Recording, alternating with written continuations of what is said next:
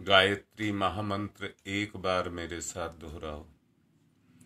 ओम भूर्भुवः स्वः तत्सवितुर्वरेण्यं भर्गो देवस्य धीमहि धियो यो नः प्रचोदयात्। परम पूज्य गुरुदेव की कृपा जो हम सबको मिल रही है, उसी की कड़ी में आगे बढ़ाते हुए मैं ये कहना चाहूंगा, ऐसी क्या स्थिति है कि चैतन्य का चैतन्य के साथ संपर्क नहीं बन रहा है।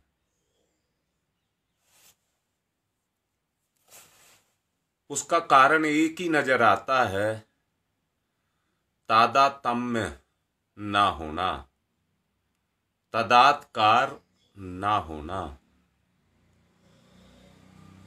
उस चेतना के अंदर अपनी चेतना का जुड़ाव, संपर्क, विलय ना होना।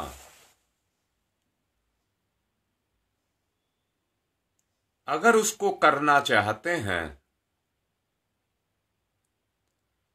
तो तदात्कार का जो मतलब है वो एक दूसरे में समाहित हो जाना है।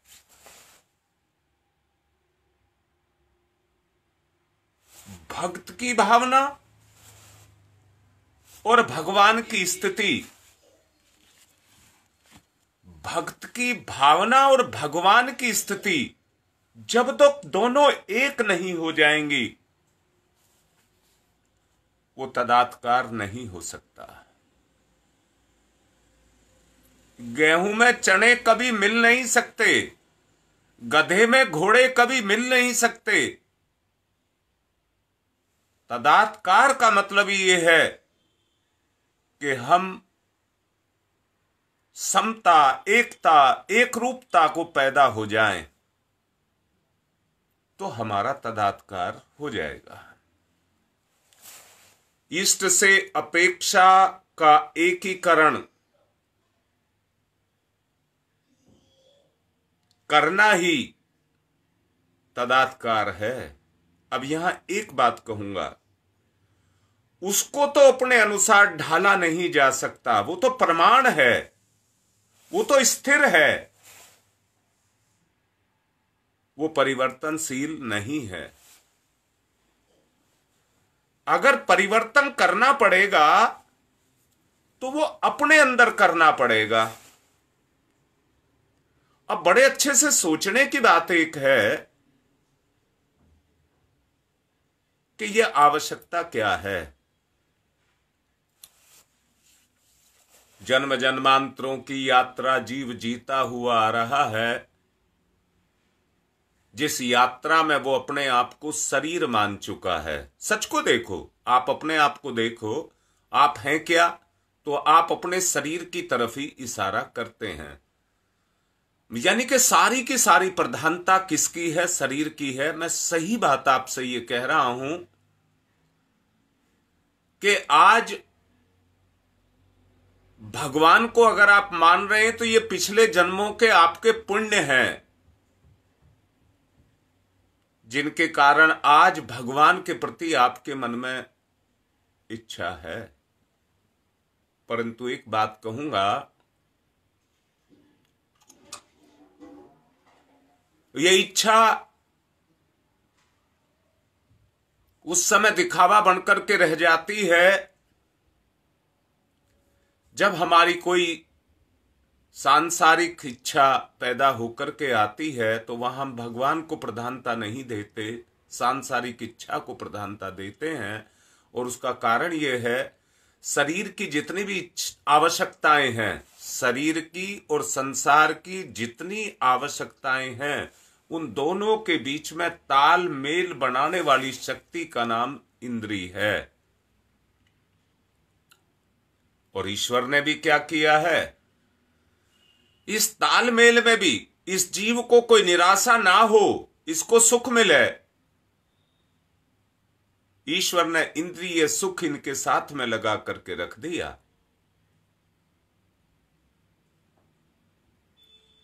और उस इंद्रिय सुख के कारण तादात्म्य तादाकार करते करते, मैं फिर से कह रहा हूं, अब इंद्रियों का तादात्म्य संसार के साथ हो गया, और वो इतनी हट्टी और जिद्दी हो गई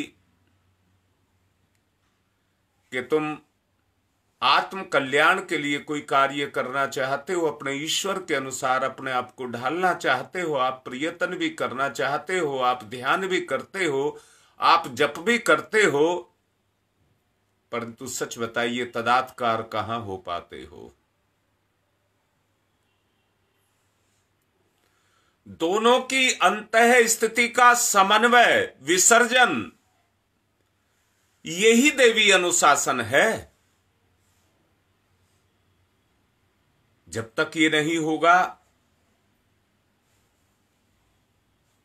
तो आप अपना निर्धारण उस स्थिति में नहीं कर पाएंगे जिसमें परमात्मा मिलता है। सच्चा साधक वही है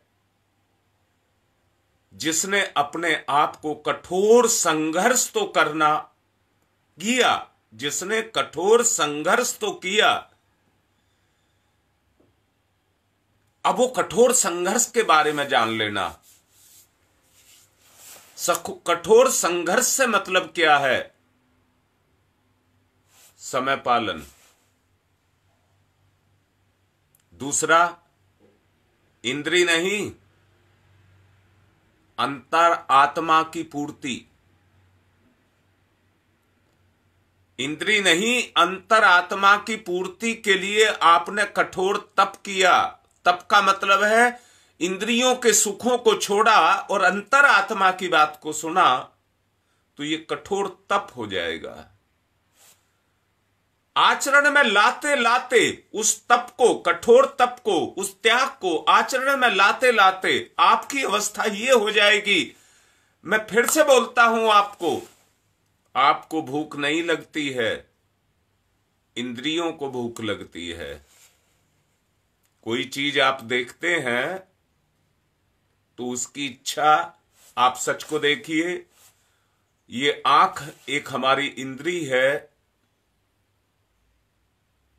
परंतु जिसमें इस आंख को रस आता उसको देख करके ये भड़क जाती है, और इतनी भड़क जाती है कि कुछ भी करने के लिए तैयार हो जाती है। जितनी मान मर्यादाएं, सम्मान, अनुशासन जो कुछ भी हैं, उन सब को एक तरफ रख देती है और केवल अपनी इच्छा को ही प्रधानता देती है। उसके कारण क्या है कि इस जीव को मजबूर होकर के अपनी इंद्री की पूर्ति के लिए वो काम करना पड़ता है, परंतु वो अपने स्तर से, जो चेतना का स्तर है, जो चेतना का गुण है, उससे ये गिर जाता है।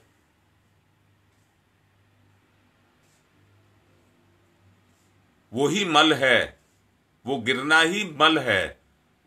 वो बुराई आवरण के रूप में हमारी अंतर चेतना के ऊपर चढ़ जाती है। परम पुरुषार्थ इसी को ही कहते हैं। आत्म उत्कर्ष का नाम, अपने आप को श्रेष्ठ पवित्र बनाने का नाम ही परम कर्तव्य है, परम धर्म है। याद रखना, जो इसके लिए अपने प्रयास को करते हैं,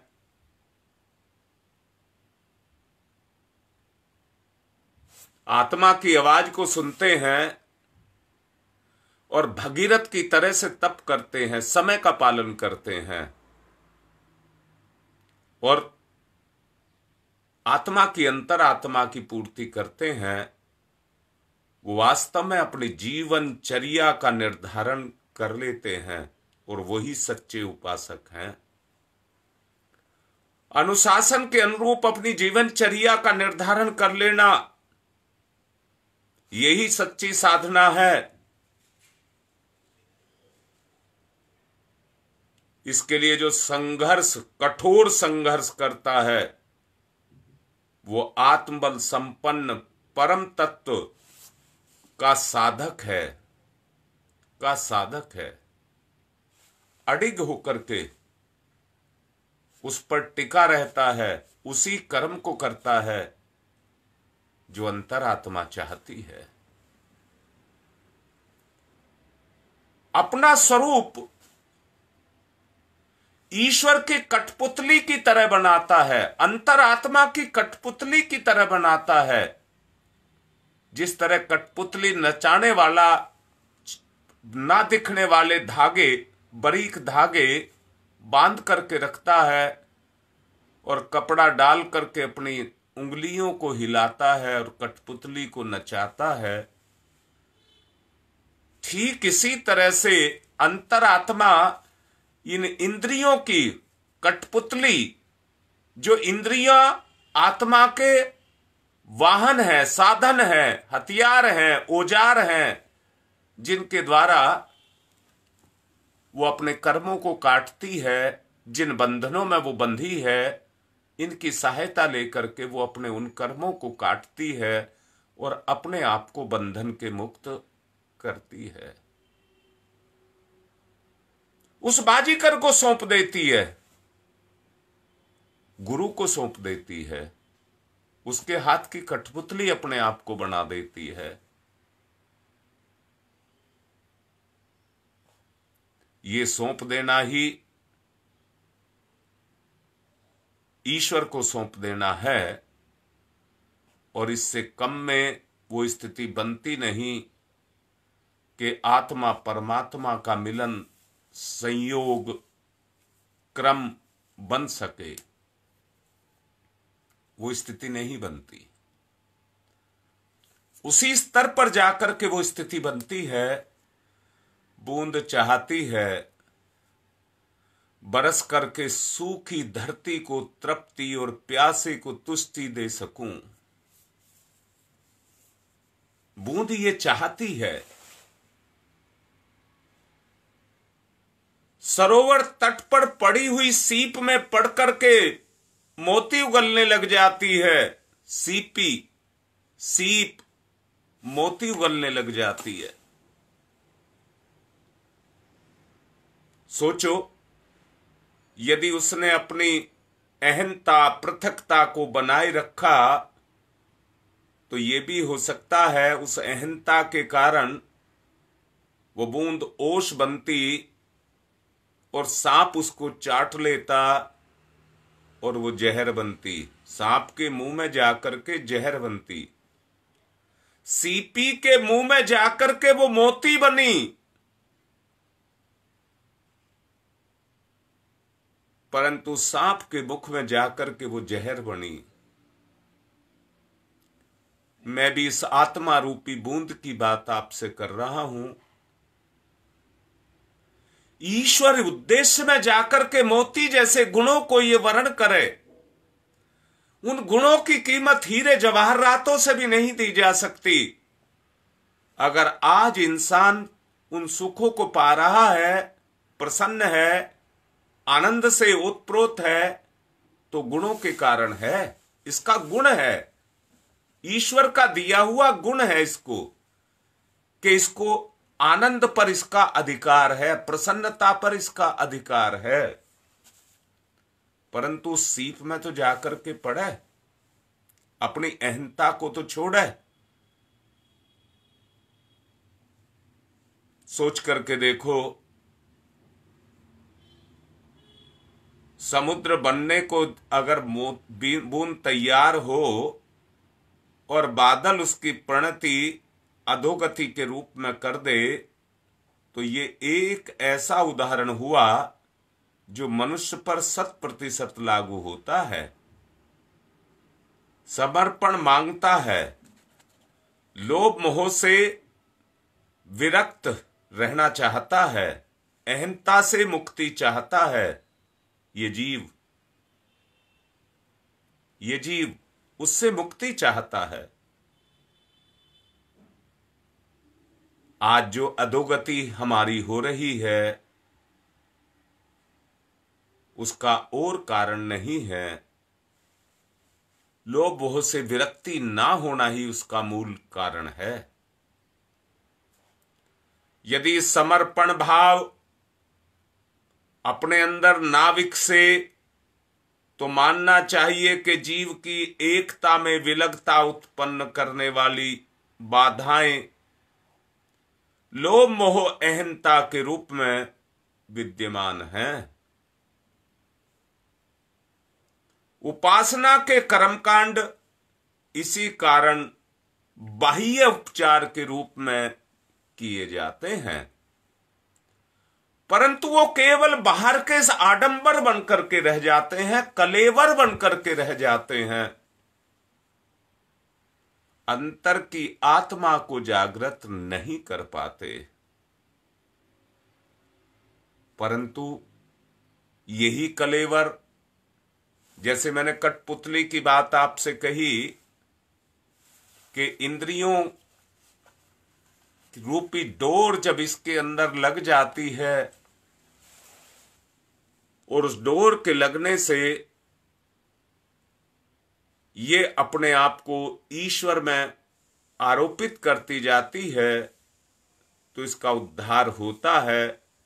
वरना कर्म कांड के रूप में केवल समय क्षेप ही होता है। इससे ना तो संतोष मिलता है, असंतोष पैदा होता है, ग्लानि पैदा होती है, और साथ ही साथ ऐसी स्थिति पैदा हो जाती है जिसमें व्यक्ति उन कर्म कांडों को करके कुछ दिन में उनसे ऊब करके अपना नया रास्ता पकड़ लेता है। देवात्मा बनना तभी संभव है जब परमात्मा के समकक्ष अपनी विशेषताओं को प्रस्तुत करे। अपनी योग्यता को आपको करके दिखाने की आवश्यकता है। ईश्वर स्वयं आपको वर्ण कर लेता है। जितना आप उसकी विशेषताओं को जागृत करते जाएंगे, उतना ईश्वर आपको वर्ण करता हुआ चला जाएगा। भावना, विचारणा और क्रिया पद्धति में जितना अधिक उत्कृष्टता, आदर्शवादिता का समावेश हो सकेगा, उपासना उतनी ही सफल होती हुई चली जाएगी। यही है श्रद्धा, प्रज्ञा और निष्ठा। इसी को ही कहते हैं श्रद्धा, प्रज्ञा और निष्ठा। जब तक ये गंदगियां हमारे ऊपर चढ़ी हैं, तब तक एक निष्ठता, घनिष्ठता ये बनने नहीं देंगी। बीच में इस परत के आने के कारण अलगाव, बिखराव रहेगा ही रहेगा। सानिध्य कितना प्रभावी होता है, इसका प्रतिपादन कई उदाहरणों से समझाया जा सकता है। आप लोगों ने सुना होगा, पारस को छू करके लोहा सोना बन जाता है। ये किसका है? उसकी समीपता का है। झाड़ झंकाड़ के समीप हुए चंदन के वृक्ष की गुण उन झाड़ झंकाड़ों के अंदर जाकर के समाहित हो जाते हैं, और झाड़ झंकाड़ भी चंदन के जैसी खुशबू देने लग जाते हैं। कल्प वृक्ष के नीचे बैठकर के आदमी जिस अमृत का पान करता है, वो कल्प वृक्ष उसको अमरता का प्रदान कर देता है। ये कल्प वृक्ष की खूबी है जो उसको दे देता है। सत्संगति का कितना प्रभाव होता है। स्वाति बूंदों का सानिध्य पाकर के सीपी मोती उगलने लग जाती है। ये प्रमाण है इस बात के, समीपता के ये प्रमाण है। अगर सचमुच जैसे पति पत्नी हैं, वो दो शरीर हैं, वो तो दो शरीर तो रहेंगे ही रहेंगे, पर मन से एक हो जाएं, मन दोनों के एक हो जाएं। इस आधार पर ये उक्ति साबित हो जाएगी, सार्थक हो जाएगी कि दो होकर के उनमें एकता पैदा हो गई। एक का दूसरे में समावेश। मैं कह रहा हूं पारस का लाभ बताओ, पर जब पारस अपने गुणों को लोहे के अंदर समाहित कर देता है तो वो सोना बन जाता है। चंदन जब झाड़ियों में अपने गुणों को समाहित कर देता है तो उन झाड़ियों की लकड़ी भी चंदन के समान बिकने लग जाती है, क्योंकि उसमें भी उस लकड़ी के गुण आ जाते हैं। ऐसे ही ईश्वर की उपासना के द्वारा ईश्वर के गुण जब हमारे अंदर समाहित होते हुए चले जाते हैं तो हम भी उस तरह से, जैसे दूध के अंदर पानी आकर के मिल जाता है तो पानी भी दूध की कीमत पर बिकने लग जाता है। ये किसका कारण है? ये केवल एक ही कारण है, दूध ने पानी के साथ अपना मेल किया। तो पानी की जिसकी कोई कीमत बाजार में नहीं देता, वो पानी भी दूध की कीमत पर बिकने लग गया। इसमें पानी का समर्पण था, दूध ने उसको स्वीकार किया।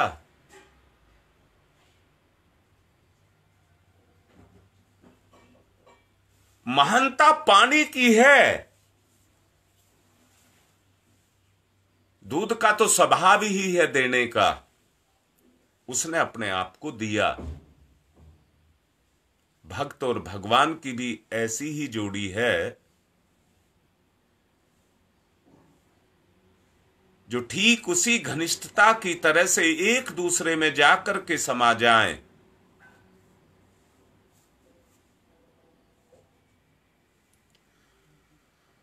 मेरा आप लोगों से यही मतलब है कि सत्संगति का अपना एक प्रभाव होता है। वो प्रभाव जाकर के, जैसे माता पिता का प्रभाव परिवार पर पड़ता है, माँ बाप उसके लिए उत्तरदायी होते हैं और संतान उस प्रभाव को ग्रहण करते हैं। इसी तथ्य को प्रधान रूप से क्रियान्वित करते हुए आप लोगों ने परिवारों में देखा होगा। सत्संग में जाने वाले ये जानते हैं कि सत्संग का कितना प्रभाव है, और कुसंग में जाने वाले ये जानते हैं कि कुसंग का कितना प्रभाव है।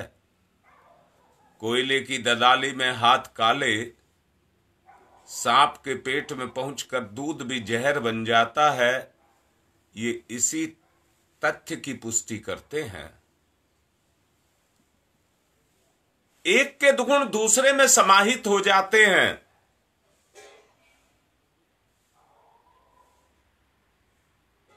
समाहित होने से दोनों की स्थिति का तदात्कार होता हुआ चला जाता है।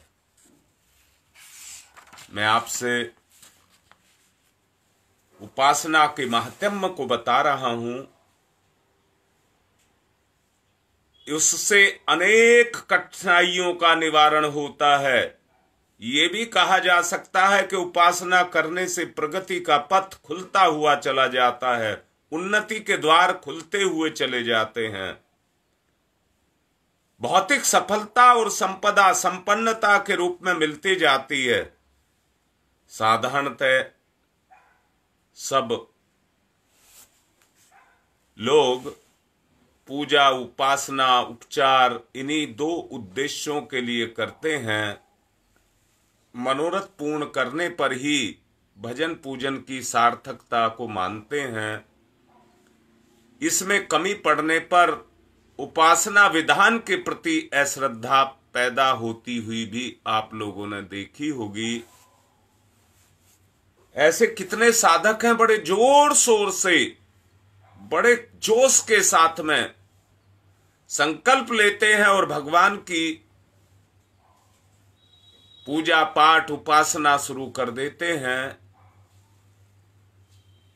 परंतु जब देखते हैं कि लाभ नहीं मिल रहा तो वो भगवान को, नियम को गाली भी देने लग जाते हैं।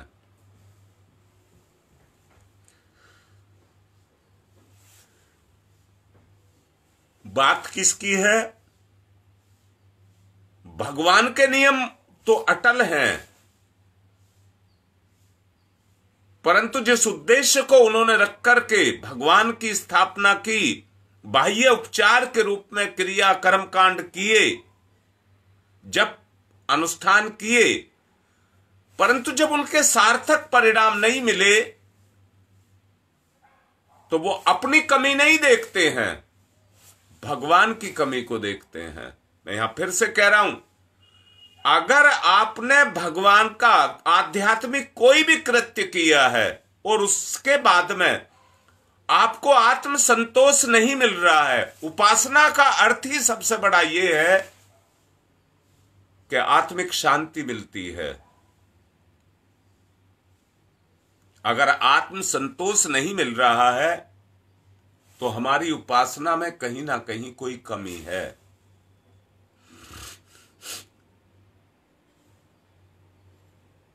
अपनी उपासना को सार्थक करने के लिए भगवान में कमी ना दे करके अपनी कमी को पहचानना चाहिए, और जो अपनी कमी को पकड़ लेता है वो निश्चित रूप से अपने अंदर उस सुधार को ला करके अपनी उपासना को सफल बनाता हुआ चला जाता है। भूल होने की बात सोचते हैं अधिकांश साधक, तो उनकी मान्यता तो इसी पर ही टिकी हुई है कि वो अपना एक ढर्रा, भगवान का एक ढर्रा उन्होंने अपने आप में बना करके रखा है, और बना करके ये सोचते हैं कि इस आधार पर हमको भगवान मिल जाएगा, परंतु ये गलत है। मैंने तादात्म्य तदात्कार की बात कही थी। इस संबंध में दूसरा प्रतिपादन एक और है, सृष्टि को हमारा समस्त व्यवस्था कर्म फल जो उस पर आधारित है, उसके माध्यम से हमें ईश्वरीय अनुशासन को समझना चाहिए कि सत्कर्म करने के बाद भी हमको बुराइयां मिल रही हैं, हमको दोष लग रहे हैं, तो कहीं ना कहीं हमारे कर्म में कमी है। ईश्वर अनुशासन प्रिय है। वह दूसरों को अनुशासन में रखना नहीं, स्वयं को अनुशासन में रखना चाहता है। दूसरों से जिस व्यवस्था के पालन की अपेक्षा की जाती है उसे विज्ञजन स्वयं ही पालन करते हैं। वो किसी को मजबूर नहीं करता है कि आप मेरी बात को मानिए, वो कभी मजबूर नहीं करता है, परंतु उसका अपना एक नियम है कि जिस अनुशासन में वो बंधा है उस अनुशासन को वो तोड़ता नहीं है। वो ईश्वर सबसे बड़ा विज्ञ और व्यवस्थापक है। वो स्वयं अपने नियमों में बंधा रहता है, तोड़ेगा तो और कोई उसे क्यों तोड़ेगा। इसलिए ईश्वर अपने नियम का स्वयं पालन करता है। कर्मफल मानव जीवन के साथ जुड़ा हुआ है, भगवान के साथ नहीं, क्योंकि भगवान तो अटल है, अपनी जगह पर टिका हुआ है। जो कर्म करता है वो अपने लिए नहीं करता, उसे किसी फल की इच्छा नहीं होती, क्योंकि वो जिस कर्म को करता है उसको अपने लिए नहीं करता, इसलिए उसको इच्छा ही नहीं होती। इसलिए वो जो कर्म करता है वो पुण्य करता है, परोपकार करता है। सच को देखो, धरती फसलें उगा रही है, खनिज दे रही है, जल दे रही है और दूसरी चीजें दे रही हैं जो जीवन के लिए नितांत उपयोगी हैं, परंतु बदले में क्या ले रही है? बदले में तो कुछ नहीं ले रही। यहां मैं ये कहूंगा, जो कोई भी जरूरत है वो हमारी जरूरत है, ईश्वर की नहीं, क्योंकि ईश्वर तो अपने उस अनुशासन में बंधा है, जो उसने बनाया है उसमें बंधा है, परंतु हमारी इंद्रियां हमको भटका देती हैं।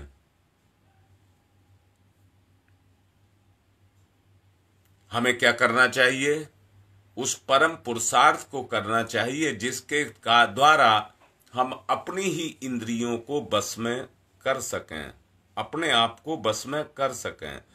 ईश्वर के वरदान अनुदानों की उपलब्धि मानवीय गरिमा को अक्षुण्ण बनाए रखने के लिए उदारता, परमार्थ परायणता के रूप में मिलती हुई चली जाती है।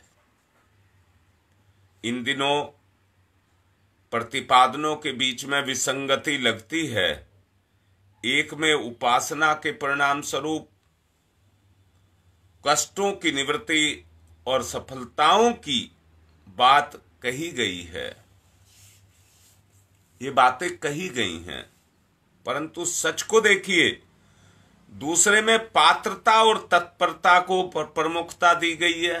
दोबारा से बोल रहा हूं, एक में पदार्थ को, सांसारिक पदार्थों को, साधनों को प्रधानता दी गई है और दूसरे में अपनी पात्रता को प्रधानता दी गई है। कर्म के माध्यम से साधक अपनी पात्रता को विकसित करते हैं और जिसके अंदर, अब देखिए ना, कर्म तो दोनों कर रहे हैं, परंतु जिसने अपनी पात्रता को विकसित किया है उसको गुण मिलेगा, भगवान मिलेगा। परंतु जो दिखावा कर रहा है वो केवल परिणाम को लेकर के चला जाएगा, भगवान नहीं मिलेगा, भगवान नहीं मिलेगा। आदर्शवादी वस्तुएं आदर्श के द्वारा पाली जाती हैं, तब उनका लाभ उस करने वाले को मिलता है। यहां मैं ये कहूंगा, उपासक की मान्यता, याचना, अनुकंपा पर केंद्रित जो ईश्वरीय सत्ता है, जिसके आधार पर वो अपना एक दूसरे के साथ आदान प्रदान कर रही है, उस महात्म्य को बताने का जो जोर दिया जाता है। जितने भी साधक हैं वो अपने से बड़ों को देख करके सीखते रहते हैं, या जो ज्ञानवान हैं उनको देख करके सीखते रहते हैं। प्रार्थना में कामना फूल का सिद्धांत है, और कैसा सिद्धांत है कि जैसे सूरज की रोशनी मिलने से फूल खिलता हुआ चला जाता है, महकता है। मैं यहां फिर से कहूंगा, अगर लगे हुए पेड़ पर फूल को आप अपने हाथ से खोल दीजिए, फूल खुल तो जाएगा पर महकेगा नहीं, परंतु जो उस प्रभाव से खिलता है उसमें महक निकलती है, वो स्वाभाविक है, उसमें महक निकलती है। मैं भी आपसे ये कह रहा हूं, जब आदमी तरह तरह की औपचारिकताएं, बहानेबाजी करते हुए ईश्वर के कर्मों को करता है, तो उसमें वो खिलखिलाहट, वो संतोष निकल करके नहीं आता। इसलिए हमको जो कर्म करना पड़ेगा, उस कर्म को करने के लिए हमको वो भूल नहीं करनी है कि हम केवल कर्म को प्रधानता देते चले जाएं। हमें प्रधानता जो देनी है वो आत्मा को देनी है।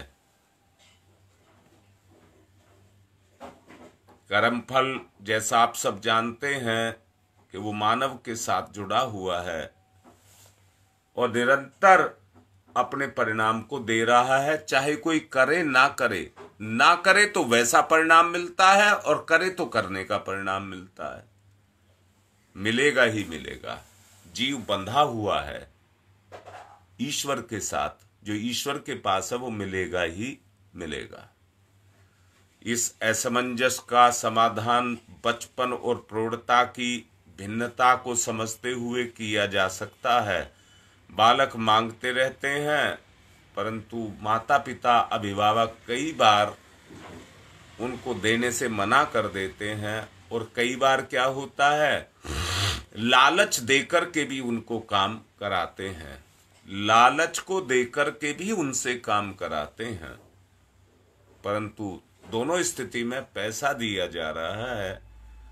पर सच्चाई को आप सब जानते हैं कि सच्ची स्थिति कौन सी है।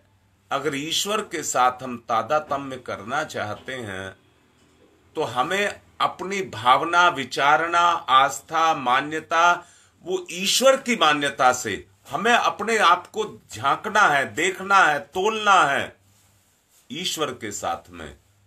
जब वो आपका होने लग जाएगा तो निश्चित रूप से जान लेना ईश्वर का तदात्कार आपको होगा, तो आप परब्रह्म के साक्षात्कार, समदर्शी, सर्वव्यापी और न्यायकारी बनते हुए चले जाएंगे। यानी कि कहिए वैसे ही स्वभाव को, विशेषताओं को आप धारण करते हुए चले जाएंगे।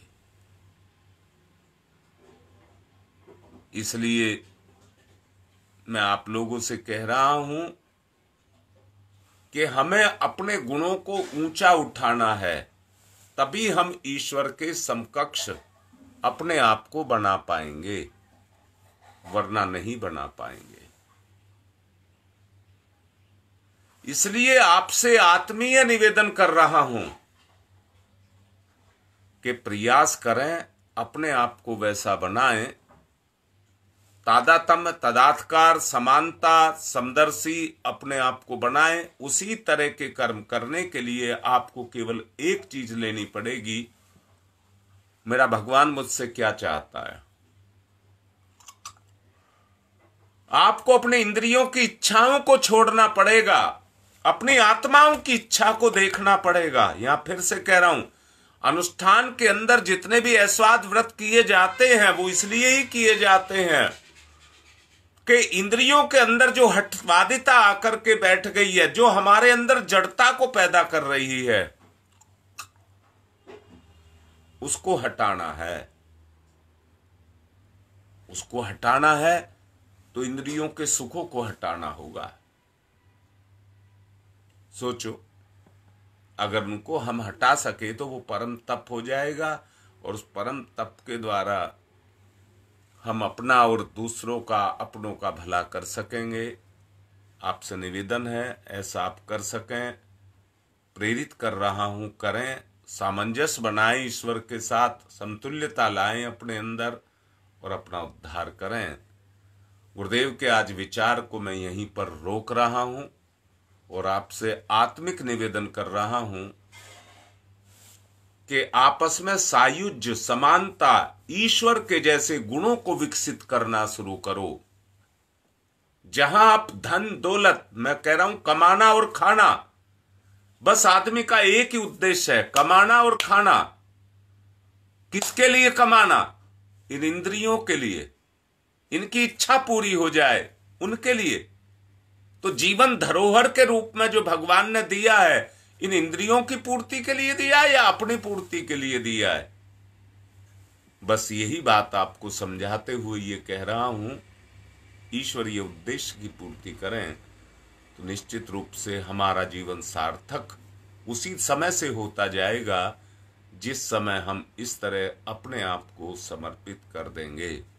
आज की बात को, गुरुदेव की को यहीं पर पूर्ण कर रहा हूं, कल फिर समझाऊंगा।